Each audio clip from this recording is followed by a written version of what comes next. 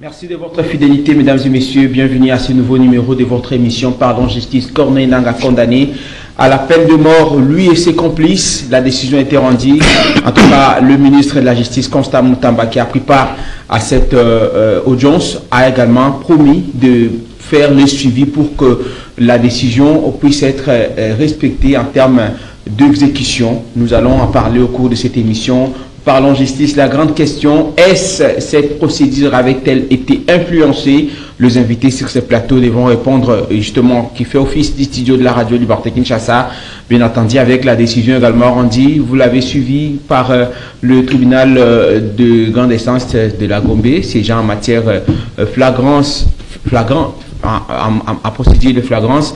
Vous l'avez suivi, les membres du Parti Progrès, membres de l'UDPS ont été condamnés dans cette affaire dite de l'attaque de la résidence de l'ex-président de la République, Joseph Kabila Kabange. Olivier Lembe, qui s'était constitué partie civile, a été justement dédommagé selon la décision du tribunal à $1, à 1 franc congolais, à titre de dommage-intérêt.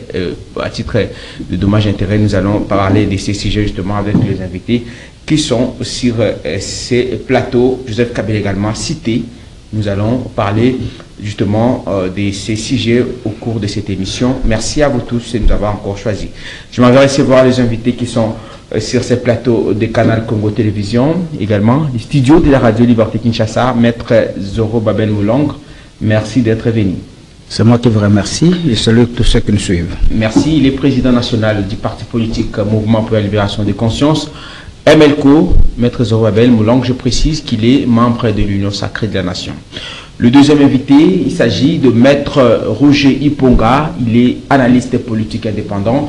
Avec lui, nous allons discuter, essayer de parler des différents sujets tout à l'heure évoqués.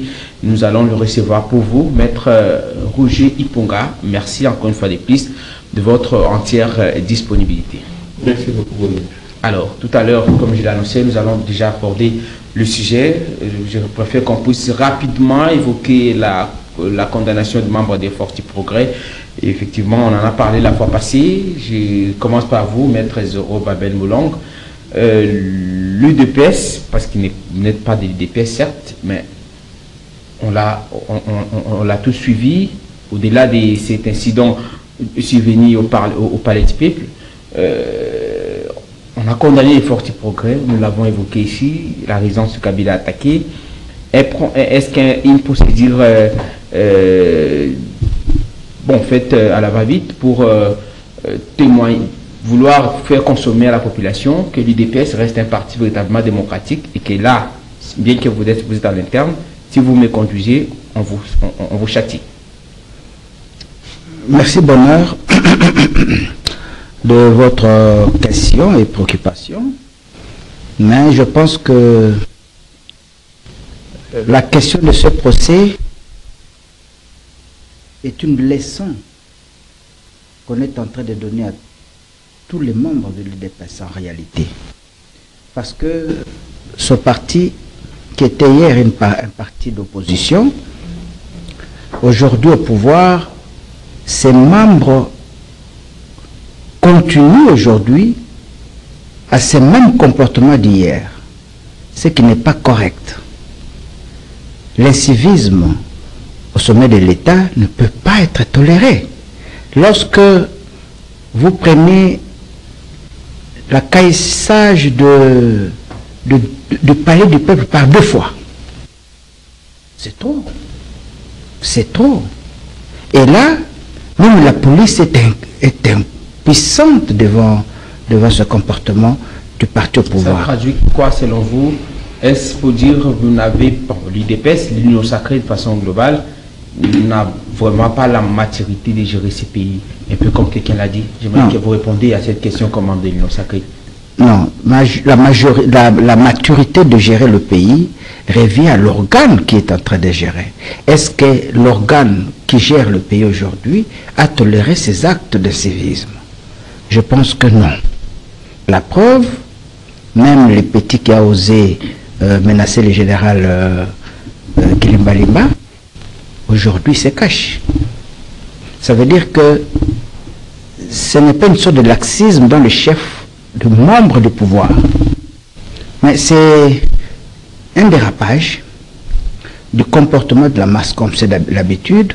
Mais là, on doit sanctionner comme on a sanctionné, de sorte que le reste de ceux qui sont restés comprennent qu'on ne joue pas avec le pouvoir. Mais est-ce que quand vous parlez pouvoir, vous pouvez dire l'union sacrée se transforme un moment à un mouvement qui semble s'opposer à son propre régime, à travers ses militants, à travers ses membres, un peu comme nous l'avons vécu, vous l'avez déploré tout à l'heure au Parlement congolais.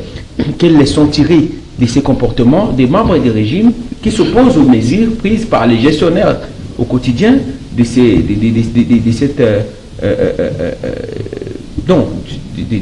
plateforme politique, malheureusement, qui nous conduit?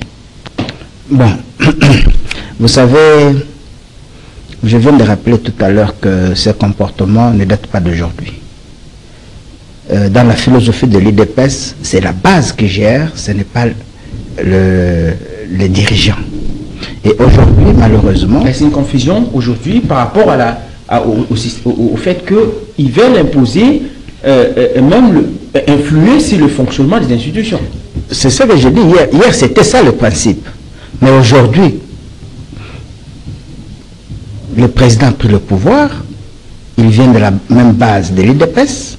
Je ne pense pas que la même base va continuer encore à décider pendant qu'elle est au sommet de l'État. Alors là, parce qu'on parle du procès, j'ai posé la question de savoir, est-ce que l'idée derrière cette démarche, cette condamnation, vise à faire consommer à l'opinion que l'UDPS ou le régime Tshisekedi reste un régime démocratique et que si vous me conduisez, bien qu'à l'interne, vous allez être sanctionné. Est-ce que c'est un procès fait à la va-vite, un peu comme je l'ai dit, pour besoin de consommation extérieure? Je ne pense pas que ce soit un procès à la va-vite. C'est un procès qui s'est déroulé de manière flagrante et normalement. Il y a eu de condamnations, de mort en plus. C'est une leçon qui est donnée désormais par le pouvoir à ses propres enfants. Donc le pouvoir n'a pas ni cautionné ce qui s'est passé, ni moins encore commandité ce qui s'était passé. Sinon il n'y aurait pas eu de condamnation à mort. Vous savez, je me rappelle, quand j'ai suivi ces films-là... Vous croyez à l'exécution de cette sentence parce qu'on en parle? Pourquoi? Je dis, est-ce que vous croyez à cela? Qu'il y aura exécution de la sentence? C'est ma question, bien entendu. Mais oui, pourquoi pas? À moins qu'il y ait grâce présidentielle. Et jusqu'à n'est pas encore dans la fourchette de grâce présidentielle. C'est qu'ils vont croupir dans la prison. Et ça va donner une leçon à tous ceux qui sont restés, messieurs. Donc il n'y a aucun rapport à faire avec... vous citez l'UDPS comme parti politique, mais moi je vois plutôt l'UDPS, ses membres comme étant voulant faire obstruction au fonctionnement des institutions. Mais vous voulez dissocier le membre de l'Union sacrée, la base de l'Union sacrée et l'UDPS, c'est ce que vous voulez dire? En tout cas, vous ne pouvez pas, écoutez, le mouvement pour la libération des consciences, ces membres ne se sont jamais comportés comme ça. Là, ce sont des fous du roi. Ce sont des gens qui sont fanatiques, qui croient que, je te donne un cas, lorsque malheureusement l'autorité dit quelqu'un prépare l'insurrection et après un de ses membres dit vous ne pouvez pas être dans l'opposition, habiter à côté du chef, à côté des institutions. Ça a un rapport. Mais c'est lui qui dit ça, qui peut être vu comme commanditaire. Lui n'est pas le chef. Lui peut-être par sursaut seulement d'orgueil et des sentiments de fou du roi, puisque le chef a pointé du doigt quelqu'un qu'il pense être derrière AFC consort, et qu'ici il est bien gardé avec sa femme, lui il a parlé. Ça peut être soulever les autres. Mais ce n'est pas ça la pensée du chef. D'accord. Alors, je vais passer la parole à Maître Roger Iponga tout à l'heure. Le président l'a dit, je préfère, puisqu'on Maître Zorobabel l'a déjà dit, je préfère qu'on puisse avancer sur cette pensée. Problème, le président a reconnu, il a cité nommément Kabila comme étant le parrain actuel de l'AFC de Corneille Nangaa. Corneille Nangaa qui a été condamné, on va en parler dans les seconds sujets, dans la seconde partie de cette émission. Le président cite Kabila Joseph comme parrain de Corneille Nangaa. Au même moment, on condamne à Kinshasa le membre de l'IDPS pour s'être attaqué à la résidence de Joseph Kabila, alors que le même membre de l'IDPS, Force du Progrès, ont saccagé il y a quelques mois la résidence de Corneille Nangaa sans conséquence aucune. Quelle analyse faites-vous par rapport à cette déclaration du président de la République qui acquise Joseph Kabila, sa résidence protégée? Les membres des Forces du Progrès qui ont tenté de le faire ont été condamnés. Corneille Nangaa, sa résidence saccagée par les mêmes groupes, on ne fait rien, on le condamne à mort, mais on dit que c'est son parrain qui est Joseph Kabila. Quelle déduction faites-vous, conclusion faites-vous de cette analyse de façon globale?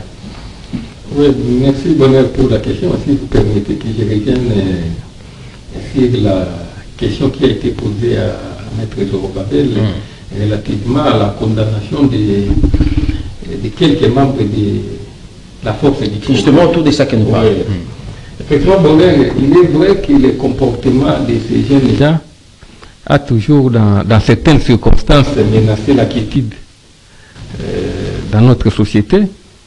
Il est toujours vrai également que ce comportement-là a toujours été déploré par beaucoup de gens à travers notre ville de Kinshasa, pour ne pas parler de la République démocratique du Congo de manière générale. Mais j'estime vraiment excessif la condamnation qui a été prononcée contre ces jeunes gens, c'est-à-dire la peine capitale. On a parlé des mouvements insurrectionnels. J'estime que c'est vraiment trop excessif qu'on aille jusqu'à les condamner. Ah, ça serait malfaiteur, c'était ça. Oui, à la peine capitale, je trouve, c'est vraiment... Et la question que moi je me suis posée, est-ce que pouvons-nous établir un certain parallélisme entre les actes posés par ces jeunes gens et ceux posés par Nangaa et consorts, parce que tous sont condamnés à la peine capitale. Nous pouvons établir un certain parallélisme et dire que les actes posés par ces jeunes gens ces actes-là sont identiques à ceux posés par Nangaa et consorts. Je pense que c'est totalement différent. Il y a un écart entre ces actes-là, mais je me suis demandé pourquoi on est allé jusqu'à les condamner à mort. Évidemment, j'ai compris que on a bien voulu montrer qu'on est très rigoureux à l'égard des membres du parti au pouvoir, mais je pense que cette rigueur-là ne pouvait pas se manifester de cette façon-là. C'est parce que les actes chaque fois posés par ces jeunes gens pouvaient bien être matés par la police. Et or, la police a été chaque fois incapable de les faire. Ce sont des actes de la criminalité urbaine dans une certaine mesure, si je peux m'exprimer ainsi. Je ne pense pas que pour ces actes-là, ces jeunes gens mériter la peine de mort. Alors, pour vous relancer, est-ce que ça a été fait pour faire consommer à l'opinion? La même question a été posée à Maître Zorobabel, que le régime est démocratique et que même si vous êtes membre du parti présidentiel, vous pouvez être sanctionné. Bon, moi j'ai appréhendé cette condamnation-là dans un autre aspect, c'est-à-dire que, étant donné que la première dame, la première dame, Madame Olive Lembe, faisait partie des victimes, entre guillemets, de ce comportement-là, on a bien voulu montrer que ce n'est pas les partis qui avaient, parce que lorsque vous avez suivi la dame, elle avait dit que certainement c'est quelque chose qui a été préparé, on a voulu attenter à sa vie, mais la condamnation-là est allée dans le sens de dire que voilà, ce n'est pas quelque chose qui était prémédité par les partis, par les pouvoirs. C'est comme ça qu'on devait être rigoureux à l'égard de ces jeunes gens. Ce qui est déplorable, et je ne cesserai de le dire, c'est déplorable. La justice ne doit pas chercher à faire plaisir. La justice n'est pas là pour faire plaisir à qui que ce soit. Ça a quelle finalité selon vous? Faire plaisir à Olive Lembe? Non seulement sacrifier les membres du parti présidentiel. Non seulement, c'est-à-dire quoi? Non seulement faire plaisir à Olive Lembe, mais démontrer, comme vous l'avez dit là, à la communauté tant nationale qu'internationale que les pouvoirs n'étaient pas à la base de ces comportements des jeunes gens à l'égard du président. Est-ce que les pouvoirs, si parce que vous parlez d'une forme, vous n'avez toujours pas voulu dissocier la politique et la justice, l'influence de la politique sur cette décision, est-ce qu'on peut vraiment entendre Maître Zorobabel à se réserver? Est-ce que vous voyez vraiment les régimes exécuter ses propres membres? Ça peut constituer une forme de sacrifice pour protéger l'honneur? Moi, je suis certain qu'on n'ira pas jusqu'à exécuter la peine de mort à l'égard de ces jeunes gens-là. Je sais qu'au second degré, c'était au premier degré, n'est-ce pas? C'était au premier degré. Je dis qu'au second degré, les juges vont certainement revoir à la baisse cette sanction-là. Et je ne pense pas qu'on va exécuter. Et vous savez, lorsque les dossiers sont encore très chauds, on cherche, et c'était une procédure de flagrance, il fallait montrer que voilà, la justice est rigoureuse. Et moi, je déplore également cette justice-là. La justice ne devait pas certainement se plier à la volonté de la politique, parce que là, la sentence prononcée là laisse transparaître l'influence de la politique sur la justice.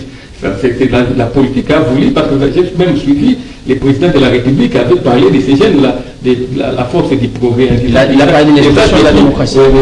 C'est par rapport au palais du peuple. Les actes qu'ils ont posés là, mais justement, vous savez, avec nos magistrats, il suffit que le président parle pour qu'ils exécutent, même si c'est en dehors de la loi. Vous comprenez, les infractions retenues à l'égard de ces jeunes gens-là. La force du progrès existe depuis combien d'années? Et pourquoi les ministères publics ne les avaient pas poursuivis? Parce que c'était... Une structure d'ailleurs informelle que l'IDPS n'a jamais reconnue. Il ne fait pas partie de son statut. Si les plans des droits, si l'IDPS n'a pas reconnu, si les plans sociologiques, si les plans des faits, nous savons que ces jeunes-là, lorsqu'ils étaient là, ils se présentaient comme membres de l'IDPS, vous comprenez? Donc moi, je déplore la sanction qui a été prononcée contre ces jeunes-là, et je suis d'avis, et je suis convaincu qu'au second degré, les juges vont revoir à la baisse et que ces jeunes-là ne seront pas exécutés. Ils pourront être peut-être condamnés à des lourdes peines d'emprisonnement, mais pas la peine de mort. Alors, vous pouvez répondre à ma question. Je me disais tout à l'heure, est-ce que c'est contradictoire le fait de condamner les gens parce qu'ils se sont attaqués à la résidence de Kabila, alors qu'hier les mêmes gens se sont attaqués à la résidence de Corneille Nangaa, aujourd'hui condamnés à la peine de mort? Joseph Kabila, accusé par Tshisekedi d'être le parrain de Corneille Nangaa, on attaque sa résidence, mais on condamne ces gens, alors que Tshisekedi n'a pas donné quelconque idée de vouloir poursuivre Kabila, bien que ça existe de faire ce travail. C'est là aussi ce qui tombe dans la mesure où on dit que les présidents, on dit, là ça implique quelque chose de on dit, mais le président a dit que c'est Kabila qui est le parrain de l'AFC. Et jusque-là, aucun acte n'a été posé contre M. Nanga, ni la perquisition de sa résidence, ni la saisie de ses effets. De Kabila, oui. De Kabila. Aucun acte dans ce sens-là n'a été posé à son égard. Mais puisqu'il est reconnu que c'est lui le parrain, mais moi je pense qu'on aurait dû commencer déjà à poser des actes. Des actes contre la personne de M. Kabila, soit chercher à l'interpeller parce qu'il vivait ici il n'y a pas longtemps. Quand est-ce que le président a su que c'est lui le parrain?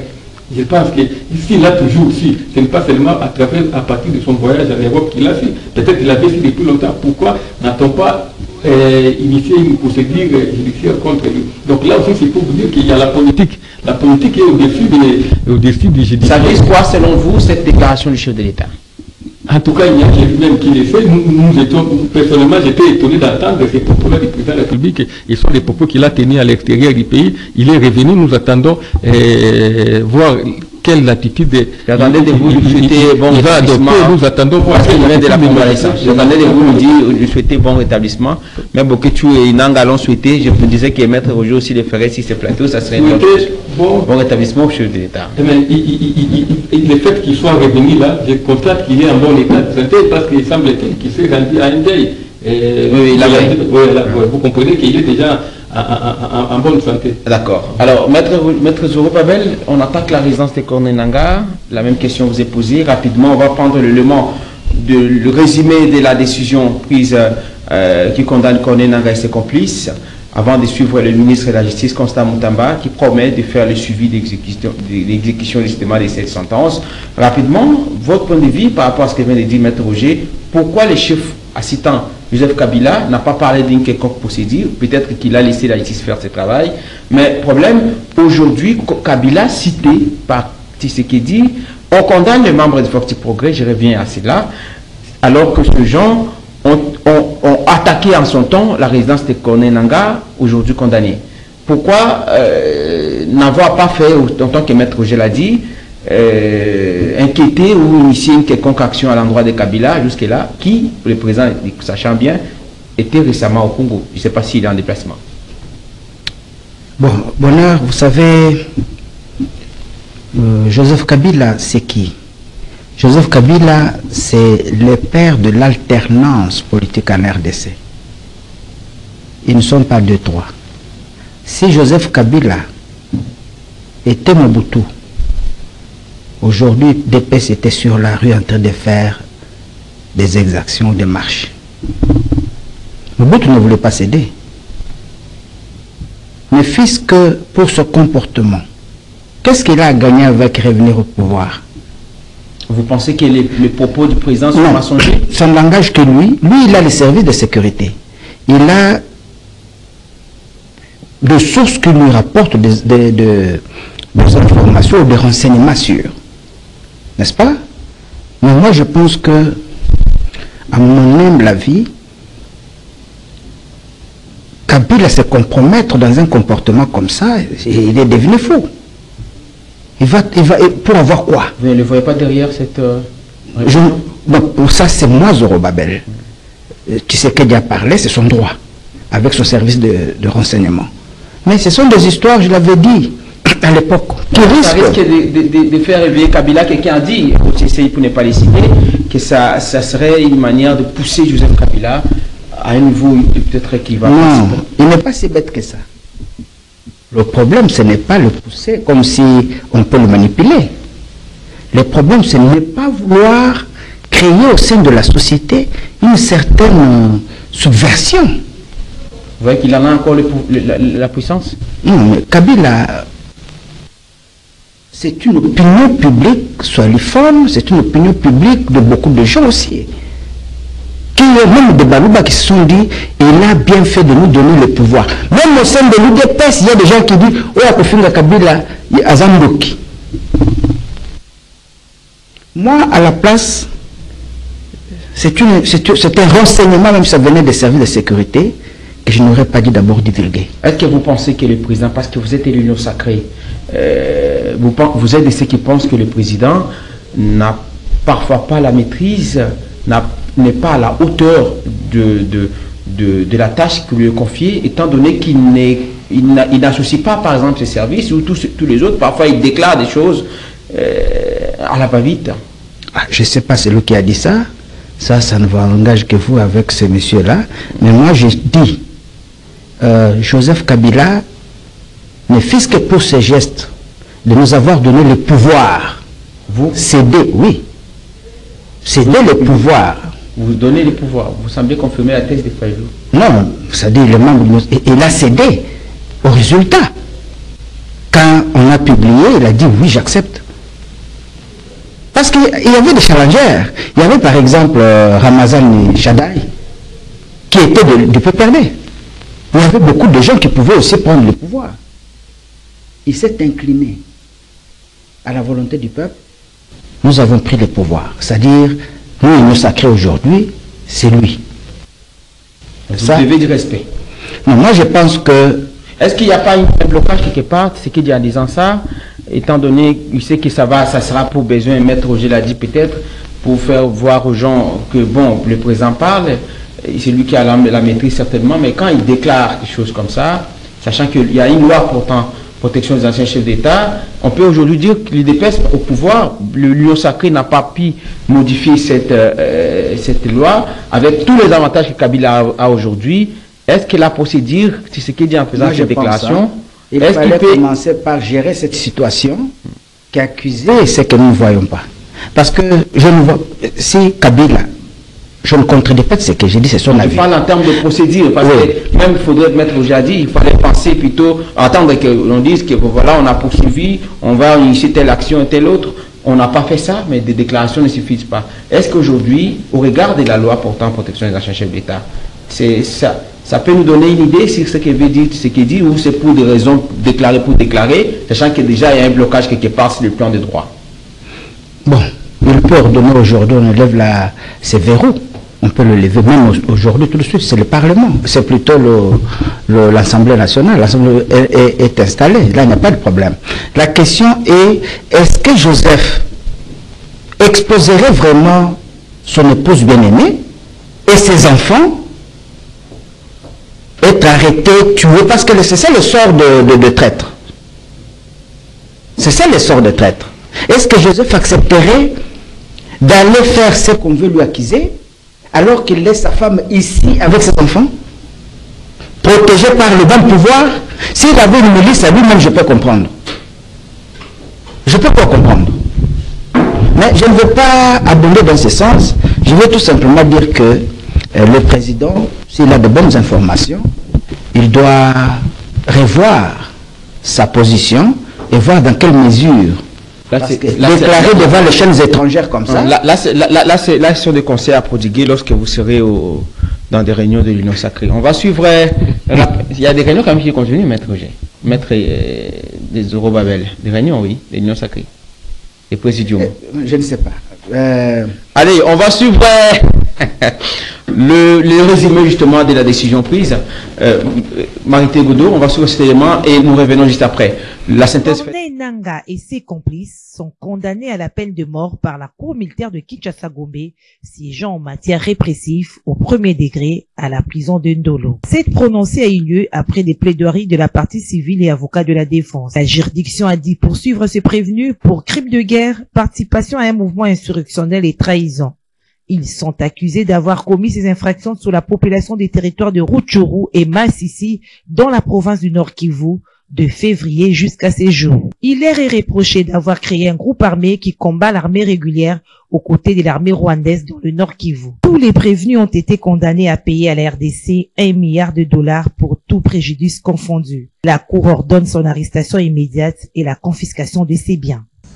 Dans la province du Nord Kivu, le 16 mars 2024, étant coordonnateur du mouvement politico-militaire dénommé Alliance Fleuve Congo, FC en sigle, ayant pour branche armée les mouvements du M23 dans le cadre des hostilités opposant les forces armées de la République démocratique du Congo au mouvement M23 appuyé par le Rwanda et les mercenaires de diverses nationalités, n'avoir pas pris toutes les mesures nécessaires et raisonnables en son pouvoir pour empêcher ou réprimer les coups et blessures administrés à l'aide d'une baïonnette sur une personne et l'extorsion d'un colis de minerais et un $100 américains commis par les hommes sous son autorité ou son contrôle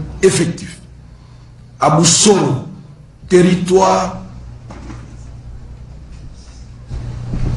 et province, territoire de Seno, dans la province du Nord Kivu, le 23 mars 2024, étant coordonnateur du mouvement politico-militaire dénommé Alliance Fleuve Congo, FC en sigle, ayant pour branche armée les mouvements du M23.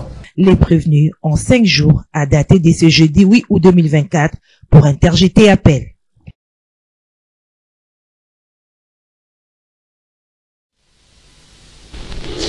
Allez, vous avez suivi donc là l'élément réalisé par la rédaction de Canal Congo Télévision et Radio Liberté Kinshasa sur le verdict. Maître Roger Ponga, vous l'avez suivi autant que nous. Hein. C'est vous qui avez la parole. Le problème, c'est que la Cour ordonne au même moment d'abord l'exécution immédiate, bien qu'il y a appel. Quelle est la procédure en cette matière? Rapidement, si peut-être vous pouvez donner une idée pour... C'est parce que lorsque les juges prononcent une décision en matière pénale et qu'ils disent que la décision est à l'arrestation immédiate, même si vous faites appel, vous devez être arrêté. n'est-ce pas?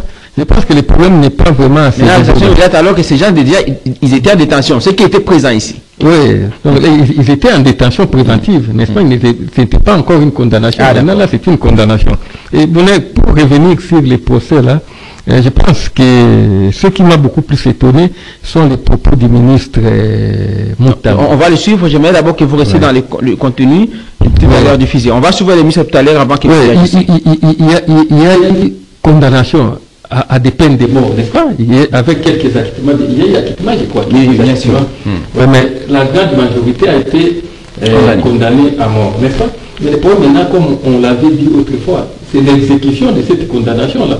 Pour la confiscation encore qui se pose un peu. Déjà quand on parle de l'arrestation immédiate, je me rappelle au-delà de ceux qui sont en détention, ceux qui sont... Là, il faut arrêter, c'est justement, c'est comme ça que j'allais déplorer les propos du ministre, mais parce que vous avez dit que je l'ai certain.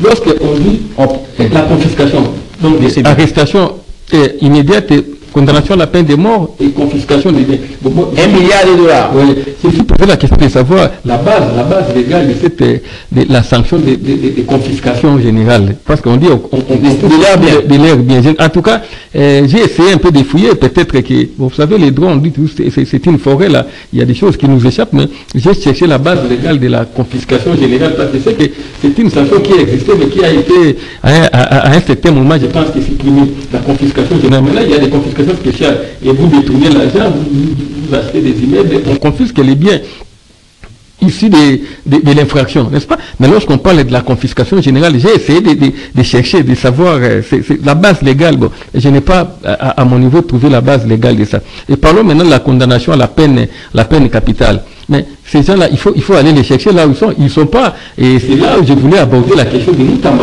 qui dit donc, on va saisir les pays là partout où ils se trouvent pour qu'ils soient extradés. Ils soient extradés. Les Nanga ne sont pas à l'étranger. Les Nanga sont ici dans notre pays au Congo, n'est-ce pas? Là où ils occupent le... Peut-être qu'ils ont voulu parler de notre... Peut-être Mamba. De Jean-Jacques Mamba. Mais il n'est pas le seul, parce qu'il parlait de manière générale. On dit qu'on va demander au pays, à tous les pays là où ces gens se trouvent pour qu'ils soient extradés. Mais Nanga est ici à quelques kilomètres de notre pays. Mais qui va aller les chercher? Alors, Maître Roger Ponga, en vous entendant parler, quelle connotation donnez-vous à cette décision de justice? Est-ce parce qu'il y a une procédure, un processus en cours pour le dialogue à Luanda et qu'il fallait trouver un contrepoids parce qu'on est en position de faiblesse, il y a des territoires occupés par l'ennemi, il faudrait trouver un élément pour justifier également s'il faudrait prendre un argument, dire bon voilà, vous libérez les territoires, on abolit ou on obtient une amnistie pour vous, un amnistie je pense pour vous. Est-ce que la démarche, elle est celle-là? Selon vous, quel est le sens donnez-vous à cette décision de justice prononcée à l'endroit de Corneille Nangaa et ses complices? Bon, là également, il se pose un problème, parce que vous évoquez les négociations de Luanda. Mais là, dans ces négociations-là, les Nanga et autres ne se retrouvent pas, n'est-ce pas? Là, il y a les Rwandais. Nous négocions là-bas, je pense, avec les Rwandais. Mais parce que là, les rebelles disent qu'ils ne reconnaissent pas ces processus. Ils ne sont pas impliqués. Est-ce que le gouvernement a anticipé pour dire, bon, voilà, dans l'hypothèse où on va les intégrer, que nous donnons quand même des arguments? Mais si c'est dans ce sens-là, je pense qu'il aurait été mieux carrément de les appeler dans ces négociations de Luanda. Parce que nous voulons négocier avec nous négocions avec les... Mais là, on sera en situation de faiblesse toujours. Il y aura un passe, certainement. Il y aura un passe. La nouvelle, les Rwandais va vous dire que non, ce n'est pas moi qui occupe les terrains. Il faut négocier avec ceux qui sont sur le terrain là. Parce que les Rwandais ont toujours nié. N'est-ce pas? Quand même qu'il y a des preuves tangibles qui attestent que c'est les Rwandais qui alimentent toutes ces rébellions-là, n'est-ce pas? Mais les Rwandais eux-mêmes ne reconnaissent pas. Et donc nous allons négocier avec les Rwandais vont nous renvoyer auprès de ces groupes armés-là. Et ces groupes armés-là, certainement, puisqu'ils sont déjà condamnés, ils vont aussi mettre les enchères, je pense. Ils ne vont pas se laisser faire aussi facilement. Si les gouvernements en place pensent que la condamnation de tous ces éléments-là, ça pourra être une monnaie d'échange. Je pense que je suis très dubitatif là-dessus parce que les autres là ne sont pas aussi naïfs. Et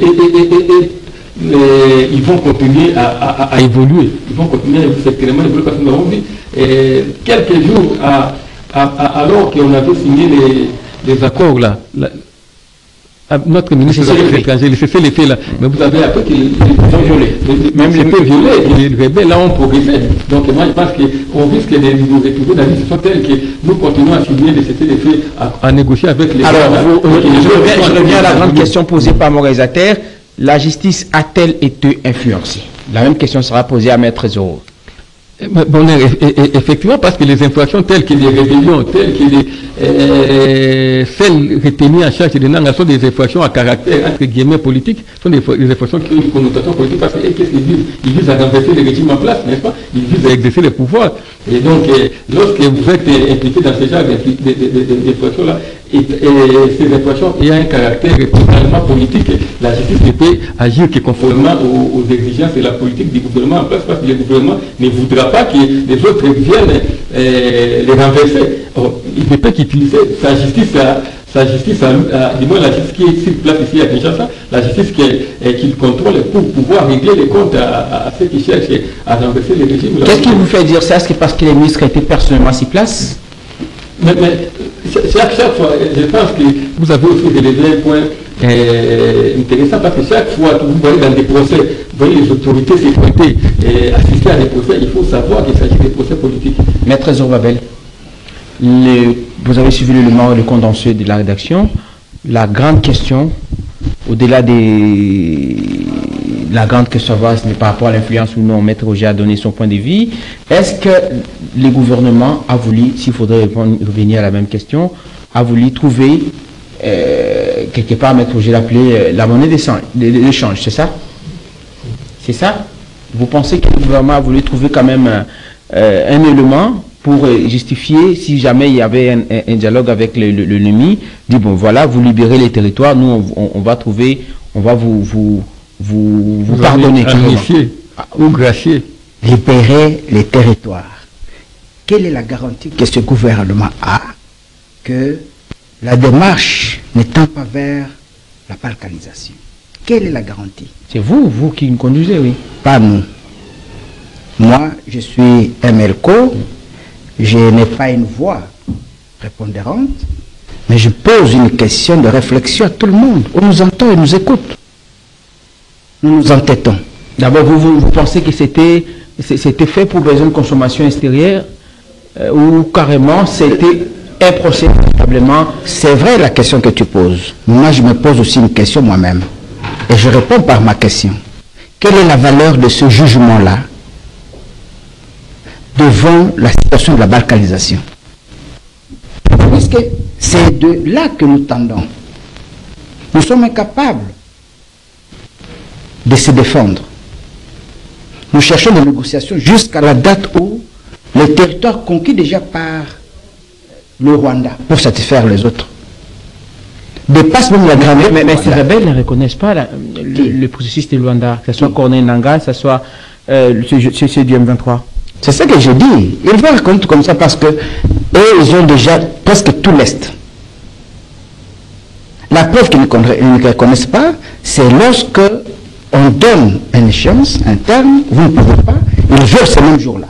Alors, est-ce qu'il faut dire que Tshisekedi n'est pas l'homme de la situation aujourd'hui parce que lui-même est dit... Pourquoi vous voyez Tshisekedi? Justement,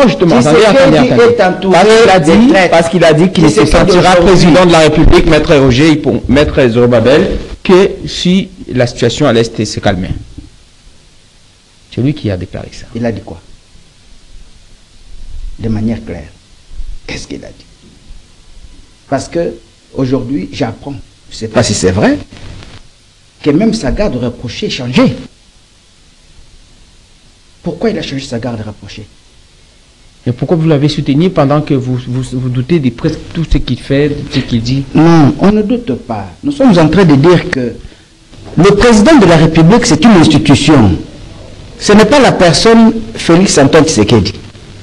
Dans cette institution président de la République, mais il n'est pas seul. Quel est finalement pour vous le pourquoi de ce procès, au-delà de ce que vient de dire Maître Roger? Mais pour moi, c'est peut-être un procès pédagogique, dans le sens de faire voir aux gens qu'on peut vous poursuivre, vous condamner à mort. Mais moi, je me pose la question, quel est l'impact que ce procès aura?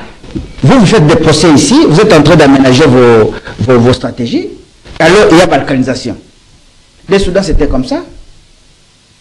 C'est ça que nous nous déplorons. Est-ce que vous voyez le gouvernement aller jusqu'à exécuter ce genre? Vous dites? Par exemple.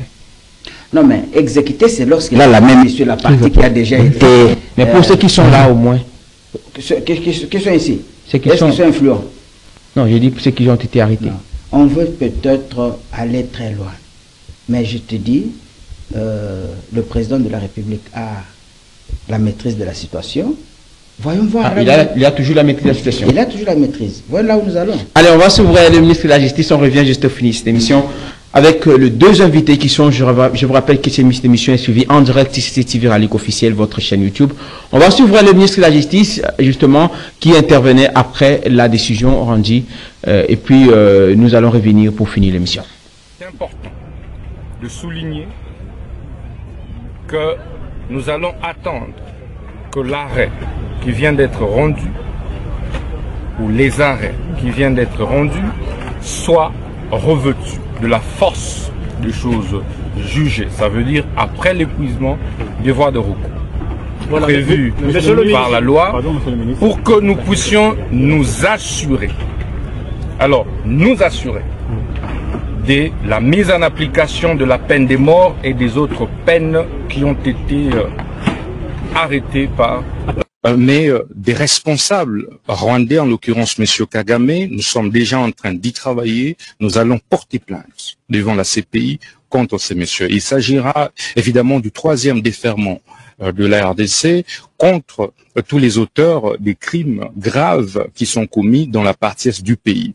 Mais s'agissant de M. Kagame particulièrement, ce sera une première. Et donc, dans les jours qui viennent, je vais devoir, et je pense que ce sera l'un des rares déplacements que je vais devoir effectuer à l'étranger, je serai moi-même à la CPI et nous allons exercer un maximum de pression sur le procureur de la CPI afin que des poursuites claires soient engagées contre M. Paul Kagame. Et sinon, nous allons devoir proposer au chef de l'État, commandant suprême des FARDC, de pouvoir nous retirer du statut de Rome. Parce que, comme vous le savez, des Congolaises et Congolais ont été servis de cobayes depuis un certain temps par la CPI. Et il est aujourd'hui temps que la CPI puisse démontrer aux Congolais que nous n'avons pas été idiots d'accepter de coopérer avec la CPI en traquant, en arrêtant ce criminel de guerre, ce criminel, ce sanguinaire, M. Paul Kagame. Allez, vous avez suivi dans le ministre de la Justice Constant Moutamba, Maître Roger Iponga. Le ministre de la Justice est clair, au-delà de cette déclaration, il promet de faire les suivis pour l'exécution, bien que vous ne croyez pas. Vous parlez tout à l'heure de la difficulté qu'aurait peut-être le gouvernement congolais à mettre la main sur Corneille Nangaa et ses complices, qui sont au moins ceux qui ne sont pas arrêtés en détention.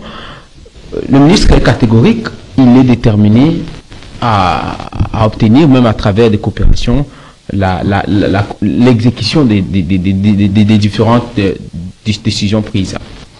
Mais bon, vous savez, j'apprécie beaucoup le courage des ministres Moutamba, n'est-ce pas, Constant Moutamba.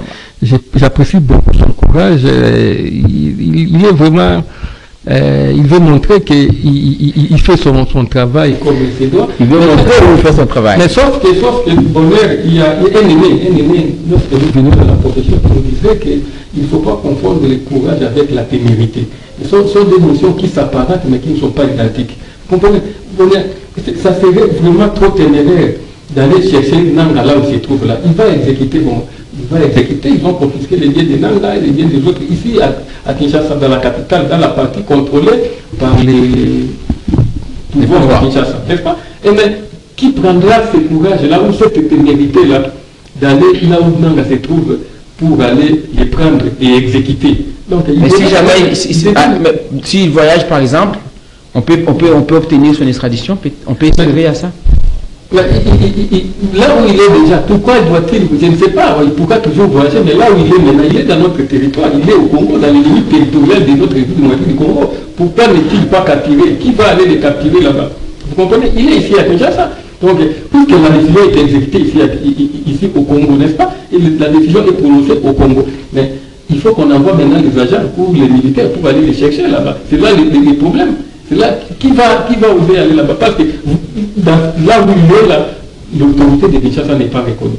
N'est-ce pas? Si l'autorité de Kinshasa a été reconnue, je pense que ça aurait été mieux. Puisque notre autorité n'est pas reconnue là-bas, comment on fera pour il a évoqué finalement l'aspect de la poursuite de Paul Kagame. Il dit que ça sera l'une des rares missions qu'il va effectuer dans les jours prochains. Ça veut dire que là... Le Rwanda n'est pas membre du statut des Roms, je crois. Le Rwanda n'a pas adhéré à ce statut des Roms là. Le Rwanda n'a pas adhéré à la Cour pénale internationale. Comment vous allez faire exécuter contre nous? On verra. Il y a toujours des mécanismes de droit qui permettent à ce qu'on puisse même impliquer un État qui n'est pas membre. Mais je pense que là aussi, ça sera compliqué pour ne pas dire utopique. Maître Zoro. Bon, moi je pense que au-delà de toute considération et de toutes les déclarations, mon parti politique estime qu'il est mieux de privilégier les dialogues. Cette façon, cette tension, cette montée de la tension risque de nous amener dans une situation irréparable. Et c'est ce que nous voulons éviter. Mais la poursuite de Kagame réglerait la situation. Si on arrête Kagame, c'est fini. Mais qui va l'arrêter? Ça, c'est du chimère. Qui va arrêter un agent de la CIA américaine sur ces sols, sur ces sols?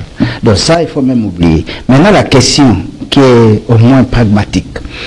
Est-ce qu'on ne peut pas couper l'herbe sous le pied de Kagame, rappeler tous les Nanga et consorts, ils viennent, on s'entend, qu'est-ce qu'on peut faire pour consolider notre intégrité territoriale? Parce que, vous voyez, nous avons condamné Nanga hier, mais le Sud-Soudan est devenu un pays tout simplement parce que le Soudan refusait.